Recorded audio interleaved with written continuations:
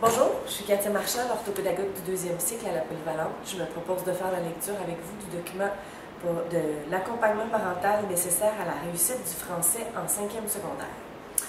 Ce qu'il faut savoir. Le programme de français de 5e secondaire se veut à la fois une vérification de l'acquisition des savoirs du secondaire et une ouverture sur les cours de littérature du collégial. Alors c'est vraiment une année de transition. On revient et on vérifie si tout ce qui a été enseigné depuis le secondaire 1 est bien présent.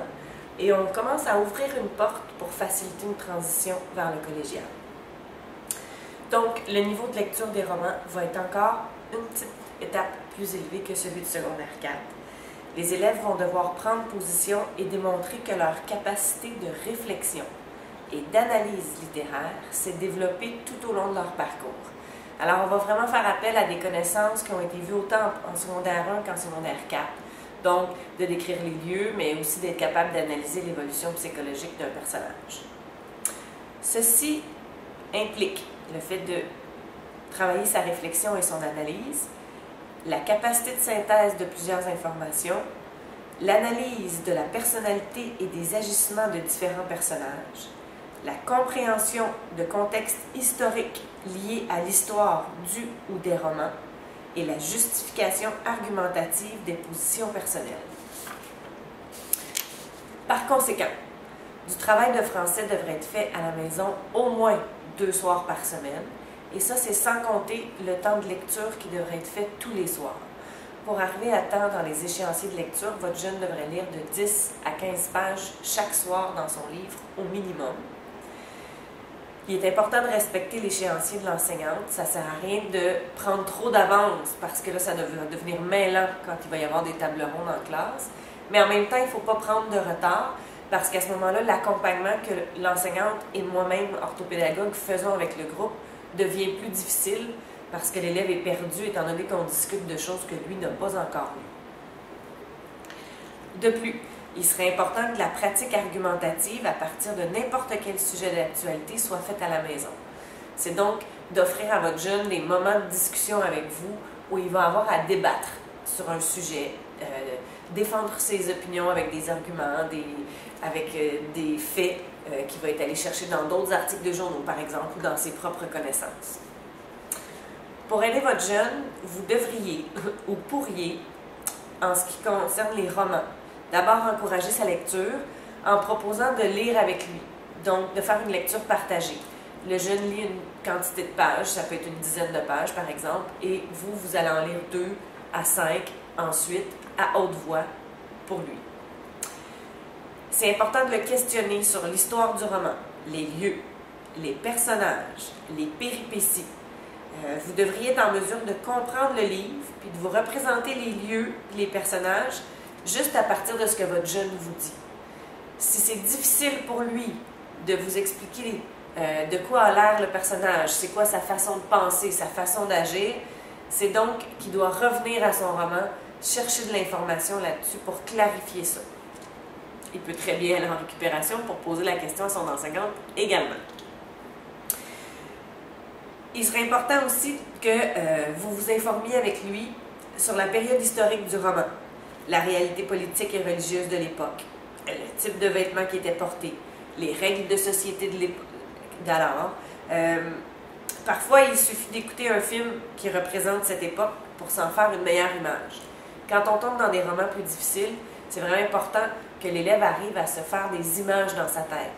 Alors, s'il voit un film qui représente la même époque historique, c'est sûr qu'ensuite de ça, c'est plus facile pour lui de visionner dans sa tête à partir des choses qu'il y a dans le roman, parce qu'il a une référence, il a des images dans sa tête qu'il peut associer à ce qu'il lit. Il va être intéressant aussi de le questionner sur ses impressions, son avis, sur les actions et les réactions du personnage. Est-ce que tu trouves qu'il a bien fait de réagir comme ça? Toi, t'aurais-tu réagi de la même façon? C'est le genre de questions qu'on peut leur poser. C'est important aussi de voir avec eux qu'est-ce qu'eux auraient fait de différent par rapport au personnage, par rapport aux décisions qu'ils ont prises. Ça peut être intéressant de leur demander de faire des prédictions sur ce que ça aurait pu amener comme changement dans l'histoire. Donc, toutes ces choses-là, les hypothèses, les prédictions sur ce qui va s'en venir, sur les réactions des personnages, ça fait aussi partie de l'appropriation du roman, qui permet une meilleure compréhension, qui va permettre par la suite une bonne analyse quand va venir le temps des examens. Pour les textes de référence reliés aux textes argumentatifs, parce que si les jeunes travaillent sur un sujet, ils vont se faire fournir des textes la majorité du temps par rapport à ce sujet-là. Alors, d'abord, il faut s'assurer que votre enfant amène son matériel à la maison pour que vous puissiez assurer un suivi avec lui. Ensuite, ça peut être vraiment aidant pour votre jeune que vous l'aidiez à appliquer ces stratégies d'annotation. Alors, vous avez dans le document qui va vous être envoyé de l'école une feuille comme celle-ci qui fait état de toutes les stratégies d'annotation qu'on recommande aux élèves. À partir du schéma que vous allez avoir également, qui correspond à ce document-ci, qui est le schéma du texte argumentatif, à partir de ce schéma-là, vérifiez s'il y a lieu la cohérence de ce que votre jeune a trouvé.